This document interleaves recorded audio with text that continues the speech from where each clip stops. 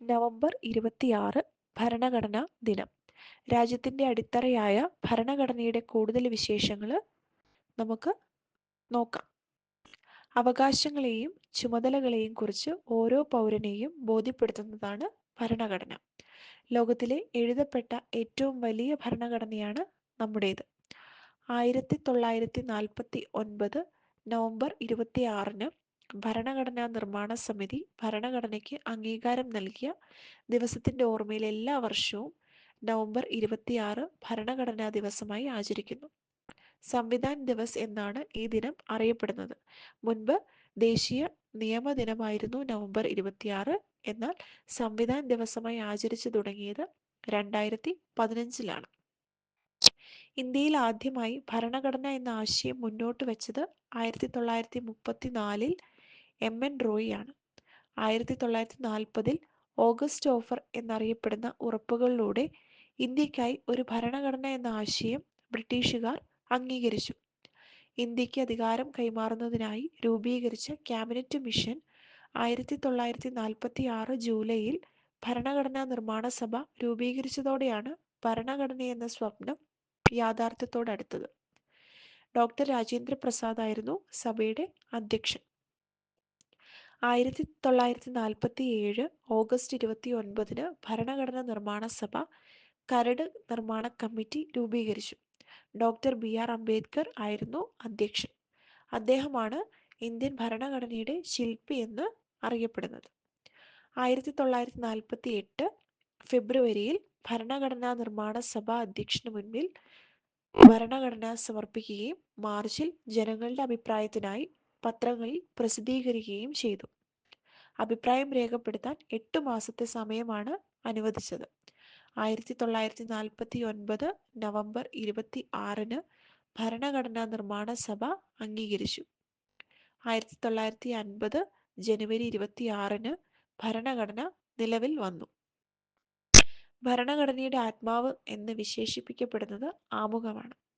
ഭരണഘടനയുടെ മനസാക്ഷി, താക്കോൽ തുടങ്ങിയ വിശേഷണങ്ങളും ഉണ്ട്. ആമുഖത്തിന്റെ ശില്പി എന്നറിയപ്പെടുന്നത് ജവഹർലാൽ നെഹ്റു ആണ്. 1946 ഡിസംബർ 13 ജവഹർലാൽ നെഹ്റു അവതരിപ്പിച്ച ലക്ഷ്യപ്രമേയമാണ് പിന്നീട് ആമുഖമായി മാറിയത്. ഭരണഘടനയുടെ തത്വങ്ങളും ആശയങ്ങളും ആമുഖത്തിൽ ചുരുക്കി അവതരിപ്പിച്ചിരിക്കുന്നു. 1976 42 ഭേദഗതിയിലൂടെയാണ് ആമുഖത്തിൽ സോഷ്യലിസം, മതേതരത്വം, അഖണ്ഡത എന്നീ വാക്കുകൾ കൂട്ടിച്ചേർത്തത്. മൗലിക അവകാശങ്ങൾ ഉൾക്കൊള്ളുന്ന ഭരണഘടനയുടെ ഭാഗം ഇന്ത്യയുടെ മാഗ്ന കാർട്ട എന്നും ഭരണഘടനയുടെ ആണിക്കല്ല് എന്നും അറിയപ്പെടുന്നു. സർദാർ വല്ലഭായ് പട്ടേലാണ് മൗലിക അവകാശങ്ങളുടെ ശില്പി എന്നറിയപ്പെടുന്നത്. ഇന്ത്യൻ ഭരണഘടന വിവിധ രാജ്യങ്ങളിൽ നിന്നും സംവിധാനങ്ങളിൽ നിന്നും ആശയങ്ങൾ സ്വീകരിച്ചിട്ടുള്ളതിനാൽ കടം കൊണ്ട ഭരണഘടന അഥവാ ബോറോവ്ഡ് കോൺസ്റ്റിറ്റ്യൂഷൻ എന്ന് അറിയപ്പെടുന്നു. എന്നാൽ മറ്റു രാജ്യങ്ങളിലെ ഭരണഘടനകളേക്കാൾ ഇന്ത്യൻ ഭരണഘടന ഏറ്റവും കൂടുതൽ കടപ്പെട്ടിരിക്കുന്നത് 1935 ഗവൺമെന്റ് ഓഫ് ഇന്ത്യ ആക്ടിനോടാണ്. ഇതിൽ നിന്നാണ് ഗവർണർ പദവി, ഫെഡറൽ ഘടന, പബ്ലിക് സർവീസ് കമ്മീഷൻ തുടങ്ങിയവയെല്ലാം ഭരണഘടന സ്വീകരിച്ചിട്ടുള്ളത്.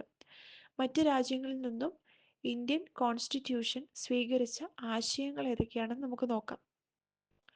ബ്രിട്ടൻ കോൺസ്റ്റിറ്റ്യൂഷനിൽ നിന്നും പാർലമെന്ററി ജനാധിപത്യം, സ്പീക്കർ, ഏകപൗരത്വം, നിയമവാഴ്ച, CAG, തെരഞ്ഞെടുപ്പ് സംവിധാനം, ദ്വിമണ്ഡല സഭ, ക്യാബിനറ്റ് സമ്പ്രദായം, റിട്ടുകൾ, രാഷ്ട്രത്തലവൻ, നാമമാത്രമായ അധികാരം എന്നിവയെല്ലാമാണ്.